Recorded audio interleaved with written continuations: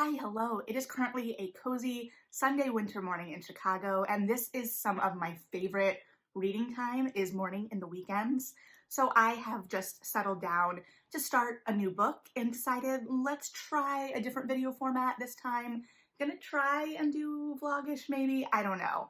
But with rereading Bridgerton last year, which was one of my first romance series and a romance series that has really stuck with me. I've been thinking about the other series that I read as a teen, a new romance reader, what have you, that have stuck with me or I consider favorites or look back on with fondness, and have contemplated rereading some of those books and series and authors.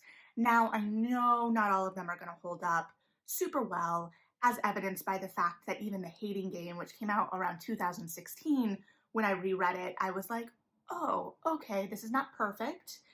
Not that I expect anything to be perfect out of the gate, but that is to say, I found a copy of The Secret History of the Pink Carnation at my indie bookstore last year, and I was really excited because this series does loom very large in my reading life memory, and so I am going to reread it and kind of walk through that experience.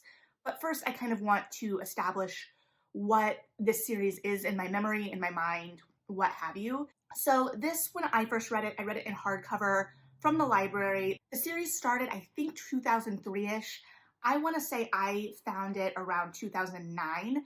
I very distinctly remember reading this series while taking a vocab test, or because the vocab list for that week had the word bucolic in it. And I remember reading this book and coming across the word bucolic, and it would have been my senior year. So that would have been either 2008 or 2009, depending on which part of the year we were in. So it had been out for a second by the time I discovered it, but I think there is something to be said about discovery of books at that time being much, much different than they are now. Not that we haven't seen older books take off again in the age of like things like TikTok, but for readers, especially outside of like city centers, my nearest bookstore was an hour drive away. So I was very reliant on the library. I also worked in the library. So I was beholden to what the library had, what was available via circulation. I was lucky because I did see new things coming in quicker than a lot of people, but that being said, that's when I discovered it. So I can't remember if I had read Scarlet Pimpernel at this point or not. I want to say yes, but I don't know. And this is very much pulling from the Scarlet Pimpernel tradition, and I don't think I have read a romance series in that way since. I have read books that have like spy plot lines. I think the Smith Quartet by Julia Quinn, which I really should reread, may have like a spy book. I know there are other books that deal with spies, but this was the Scarlet Pimpernel, and that is important because it's that spying, it's that very tongue-in-cheek. Our heroes are a little foppish, or at least pretending to be a little foppish, and it's just a whole different thing going on than like Regency romance. It's a different setting. And then this series, because it went on for a while, like I said, I discovered it around 2008, 2009. It had been around for a second, started in hardcover. It didn't finish up until I was living in Chicago. I want to say my first year officially full-time living in Chicago. By that time, the books had become paperback only releases, but it was a series with some good longevity, and I think it was a series that kind of straddled the line of how we were seeing books published in the 2000s and then how that shifted in the 2010s, especially for like genre or romance, or this kind of straddles genre because each book is a separate romance and follows these spies, but then there is a through plot through all of them, and we're following Eloise, who is a historian researching these spies. And in the first book, she's attempting to get access to the family archives of the families that are associated with the Scarlet Pimpernel and the Purple Gentian. And while she has set up a thesis, she is pursuing to gain access to this like time away from her university and access to these archives and what have you.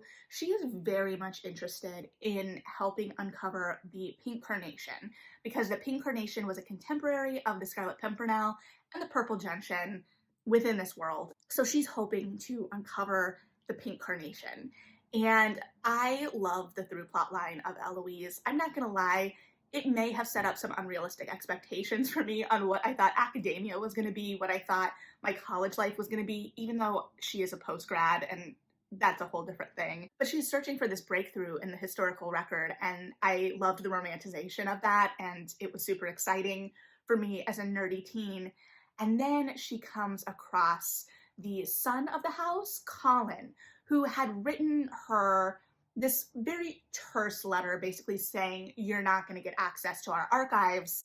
And she ends up getting access, but he finds out and is not pleased. So this man is very upset and antagonistic over the fact that Eloise is in his archives. And so we also get to follow their relationship through the books. And so it's the through line through all. And I was really anticipating as a reader when I first started this series about not caring about the contemporary plot line. But the way that Willard goes between the timelines, I remember always yearning for the answer from the timeline before. So it kept the pace moving, it kept me invested in both stories, and Eloise's story throughout the whole series was something I was super invested in and loved following. So I'm excited to dive back in. I'm going to do that now. I've got my coffee, I've got my favorite reading candle burning. It smells like a London fog. Odd because I'm also drinking coffee, but it's super delightful. Anyway, I'm going to start reading. I'm also going to be reading because when Bridgerton dropped, we all started kind of like thinking about the other series we'd like to see adapted. And for me, this was 100% one that I would like to see. So I'll also see if that still holds. I will say from a reading standpoint, obviously I bought this recently. This is a paperback that has one of these little perforations on the cover that in theory makes it easier to open. I hate it. It's going to make the book, like it's going to weaken this quicker. I'm very particular and worst case scenario about it, but it's going to wear out quicker. Like I'm afraid the cover will fall off if I open the book too much. So I don't know, we'll see.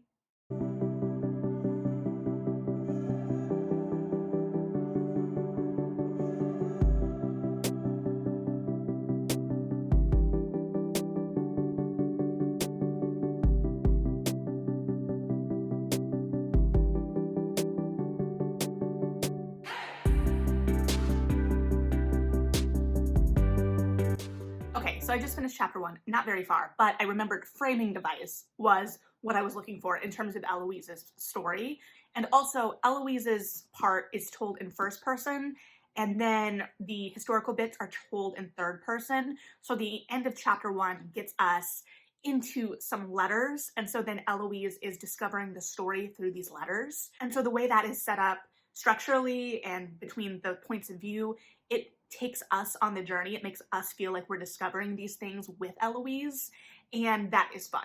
So I think that's successful, even as, you know, the contemporary bits now feel more historical. However, I feel like a lot of the books now that have been playing with these two timelines and going back and forth between timelines, they set the contemporary timeline, not in like modern day. And I think the details so far in the first section or in Eloise's timeline give enough detail to place us very specifically at that time and place. I especially liked the detail. She talks about it being a rainy day and her skirt has turned around and bunched up, and it's like this tweed skirt. She talks about like herringbone patterns. So things that are very specific and kind of help start to place us. She talks about her Jimmy Choo shoes, well, boots getting all muddied up and ruined, which I'm like, why did you spend so much money? Anyway, so all of those things kind of help place us. I also wanted to articulate, I think for me, the test of whether this series stands up to what I remember of it is going to be, obviously these Scarlet Pimpernel type stories are full of adventure and fun and secret identity, but they are about rescuing the aristocracy during the French Revolution. And so it's going to be a matter of who deserves to be rescued and why, I think. So I don't know if that's something where I'm going to have to like suspend my disbelief or what, but we'll see like why I'm rooting for these people.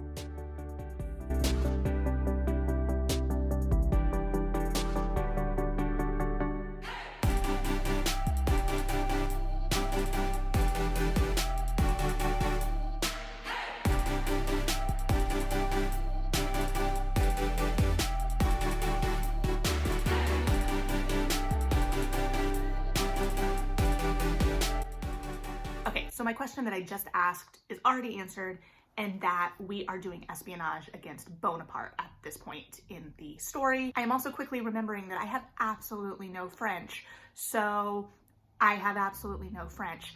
Also, we just met Richard, or I just met Richard Selwick from his kind of point of view. You know, we saw Amy and then we go to Richard, and we know from the first chapter that Richard is the purple gentian because Eloise knows, the historical record knows, and the narrative tells us right away when we flip to Richard.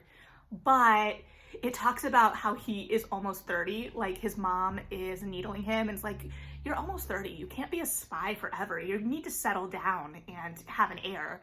And it's charming, it's a charming exchange, but it's one of those moments that I had with Bridgerton too, where I first read this series when I was a teenager. And so I looked at these characters as older and wiser, and I'm like, yeah, almost 30, the world is, you know, yours, you're running the show. And now as a 31-year-old, I'm like, oh, he's still in his 20s then. And like in a historical, it's easier to have that, like, of course, they have some more responsibilities. Contemporaries, where they have everything figured out and they are like leaders of industry and business and this and that and the other, and based on the age bias a lot of the time in romance, are still in their 20s, usually late 20s, early 30s at this point in contemporary. I'm always like, man, I'm really doing something wrong.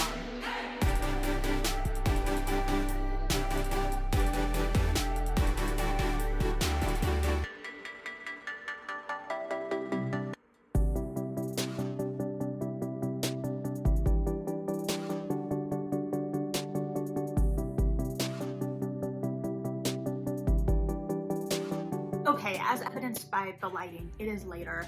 Had a phone call from my dad, ate some lunch, you know, but I'm about 100 pages in now. I have a little bit more sense of the dynamic. I'm reminded again how fun this voice is. There is a banter to it, a levity, and both Amy and Richard and Eloise and Colin, although Eloise and Colin's whole dynamic and relationship is a long game situation, but Amy and Richard banter and kind of play off of each other so well. Amy is kind of an idealistic but learned young woman, and there are little bits of like not like other girls kind of thing when Richard is talking about all of the young women he meets in the ballroom. But one, it's 2003, well, when it was written, so those sensibilities, in the same way that like there are a couple moments where she's talking about the weight of the character, I'm like, oh, we're borderline here, we're borderline here. But I'm also trying to be very aware of the time and place that this exists from and in. So Richard is kind of like putting her up against those kinds of young women, and she is a lot different. I remember when I read this, I wasn't sure originally. I wasn't sure about Amy as a protagonist at first. She's very plucky, she's very outgoing, and she's very hard-headed. She is idealistic, and that's part of the journey that we're going on here. But I remember being really drawn to her cousin Jane, who is a little bit more reserved, a little more of that wallflower type. And so especially then, Amy kind of had to win me over because I didn't think when I first read this book that I saw much of myself in her. Not that you have to see yourself in the characters. It's just, I think at that time, something I was really looking for. But I'm really enjoying it this go around because we see kind of what she's growing from, and we get to see her kind of like battle, like when she's sparring with Richard and Richard throws out a point that she can't immediately rebut, and she just kind of gets flustered. And I think that there's something very honest in that, and then that helps the whole dynamic of those two push forward. So I'm excited because I remembered having fun with this, obviously, but the voice is really living up to my memory of that. So we haven't even gotten to France yet in my reading, so we're not even to the proper spying parts. So I'm excited to see how this continues to go. Also, though, going back to Eloise and Colin, it's very interesting because, you know, I talk about, you know, when this book came out and being a product of its time, but Eloise and Colin feel very much of the rom-coms of that time. I can very much picture him as a kind of Colin Firth or Hugh Grant type character. So that piece feels very nostalgic and comforting on that end as well. And I'm going to dive back into it, although I might take a nap first because it's a Sunday and I can do what I want. I say like I don't take naps on days that aren't Sunday, but you know what? Whatever. I will see you in a second. Hey, okay, so that wasn't a longer nap than I let on. It is now a full day later.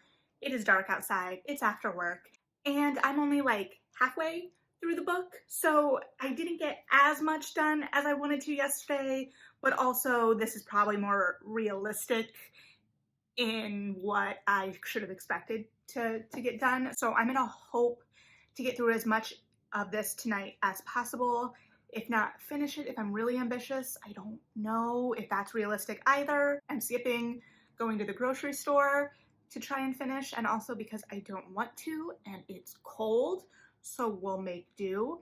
One of the things that really stuck with me yesterday in the reading that I did after the last time I checked in is one, I looked up some like reviews and reception online since this debuted, so like more recent reception, and there did seem to be some critique of Amy as a protagonist for those more contemporary readers. And one, I talked about how even when I was a reader, when I first interacted with the series, I wasn't as drawn to Amy as a protagonist as like someone like Jane, who I knew based on structure would probably come to the forefront later in the series because there were already more books when I first picked it up, so I knew that it was a continuing thing. And even in my reading yesterday, there were some moments where it was like, Amy is real dumb. Like, she wants to be a spy so bad, but she's real dumb. And like, part of the joy of the Scarlet Pimpernel is that he plays dumb and then does these really daring, dashing escapes. And here, like, it's kind of dumb. This idea that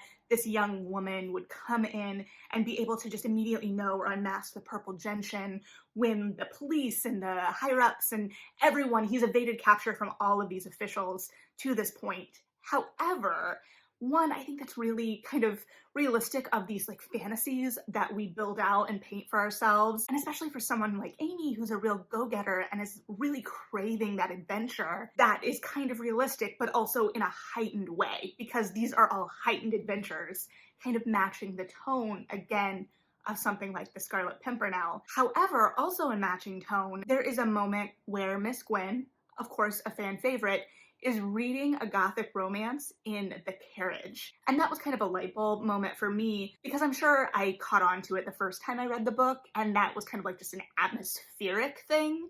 But for me, in this reading, Amy is very much a gothic heroine. She's kind of over the top. She puts herself in these really odd predicaments. And yeah, so I'll be interested to keep reading it with that in mind. Okay, one, I'm making some decent progress, so I'm a little bit more optimistic. Two, I just read a part that I didn't remember at all, where Amy goes to meet someone after hours that she thinks is the purple gentian, but of course is not, because she's not the brightest, as we've established. Like, love her, but not the brightest. And there is an attempted assault. She saves herself, but then also Richard, as the purple gentian, shows up, and he's upset because she was almost assaulted, and then he kisses her. And like, there's a lot to unpack there, and again, there's a lot of datedness to it, and it honestly doesn't read as bad as I feared when I could sense where the scene was going. And I think when I was a teen, I would have responded to this. And I think that I just kind of have to sit with that and unpack that. But if that is something you could potentially need warning of, just know that that is there. Okay, so for one, I'm only at page like 272 of 426, and it is like a little after 9, maybe it's 9:30, I don't know. I've got to get going. I got behind a little bit because I was texting with a friend about something. I do about 50 pages an hour. We should be able to make it work. We'll see. But I'm back to an Eloise section, and she's in the archives again in this family's collection of papers. Like, that's the framing device, right? Is that she's going through these letters and these papers as Mrs. Selwick Elderly is kind of goading her and trying to like gauge her reaction. And like, if you know a secret and like a big secret and she's just kind of like waiting to see where she is in the papers, like I can relate to that. You're just like, have you gotten to the good bits yet? And that's kind of where it is narratively. It's the next day after Eloise stayed the night. and she's trying to feel out if she's gotten to the good bits and lets her take these papers home. And so like talking about this archive, now granted, this is a private archive, so it's like a whole different thing. But even though this was like the 2000s, a lot of archives at this time still weren't fully digitalized. I mean, there are a lot of archives still that aren't fully digitalized, but there's a kind of romanticization of the scholarly life and going through these archives, going to these libraries and pulling out these records that I admittedly still kind of love.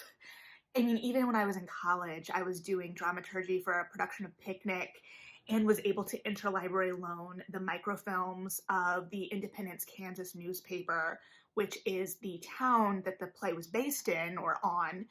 And there was just something about being able to go through those records. Now, luckily, I had been trained on microfilm when I worked at the library. I don't know if I could pull a microfilm still.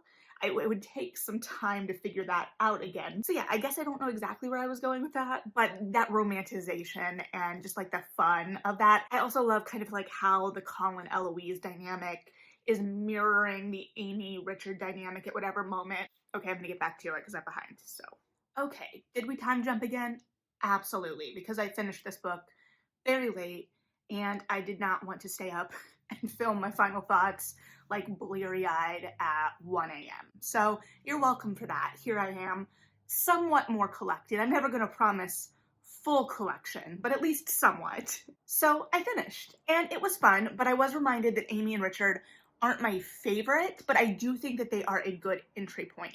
Why they're not my favorite is because, one, we don't get to see the purple gentian being a good spy. And I know that there's always going to be some humor in this, in plot spoiled or not going well, but we never really get to see a successful plot, even in establishing. We know he's the purple gentian narratively, so we don't have to do that establishing work. And when we see him get back to France, we already see people starting to put the pieces together, and we got to see them go kind of like, it had been kind of calm for a couple of weeks. And then this Englishman who'd been away came back and suddenly plots are happening again. Wonder what that's about. And we get to see Amy kind of dip her toes into spying at the end. But she's not good at it, she's just enthusiastic. And I do like that the narrative does end up facing that head on, where she's like, oh, I wanted this to be the thing because I wanted it to be easy. I wanted to be in my stories. And she's kind of having to face that reality by the end of the book. So this is a great entry, like I said, in terms of kind of starting with something that's going to be familiar to a reader, in terms of if you already have some familiarity with like Gothic novels or the Scarlet Pimpernel type characters, and then we're going to build out the world from there. And we need, as readers, some more time with characters like Miss Gwen and Jane, and then we get to meet Hen and all of these other characters that are going to be inhabiting this full world. But Amy and Richard are the most familiar character types, where we can kind of follow them in a one-off start to the series and get our footing pretty quickly. And at the same time, they're not, I would argue, going to be the favorite couple. They're not going to be the ones we're most emotionally invested in. So they're good to start us off. We're still going to be really compelled by them, but then we're going to be intrigued and want to know what's going on all around as well. And I do like that, like I said, the climax of this kind of addresses that frustration I was having as a reader, and I'm sure others were, and not a book stopping frustration or something that really impeded my enjoyment. But the whole time I was like, no, it's not this easy. They're gonna get caught. Why are they being so stupid? And the climax kind of utilizes a lot of that. I'm so sorry, but speaking of climaxes, the end of the book has a more amorous scene. There are two, more amorous scenes that are a little more physically intimate. One of them is mid-book and one is at the end. And I would argue that as much as this book wasn't as steamy as I remembered, I would argue that the scene at the end felt like a throwaway, like, here's your cookie because you've sat through this. And I honestly would have cut it because the story felt over, and I didn't really know what it was adding. It just kind of like felt like an epilogue that went on a little too long, but also wasn't really an epilogue. And I think part of that too is personal preference. I like my more physically intimate scenes to be forwarding the story or revealing something about character rather than feeling like a reward as a reading experience. I don't know if I'm articulating that well. It wasn't the worst thing. It was just by that point, I was kind of tired physically because it was late and I was just kind of done with it. And the book does drag, I would argue, a little bit in the middle. I think it's very much a length and tone and pacing of the time it came out in, but I think there were some opportunities to tighten with this first book. Now, in terms of how this holds up, it held up better than I was anticipating, but it is not perfect. There were some bits that used some outdated terminology and what would now be considered a slur for my trans friends, so I don't think it was written with any malice. It was used more in the contemporary bits during hypothesizing of who the pink carnation could be, but that doesn't negate the potential impact of that, and as I'm outside of that identity, I don't get to make that distinction, and I would hate for the existence of that to hurt my friends, so just something to be aware of. So there were the moments that I was like, but like I've said before, romance of anything moves very, very quickly.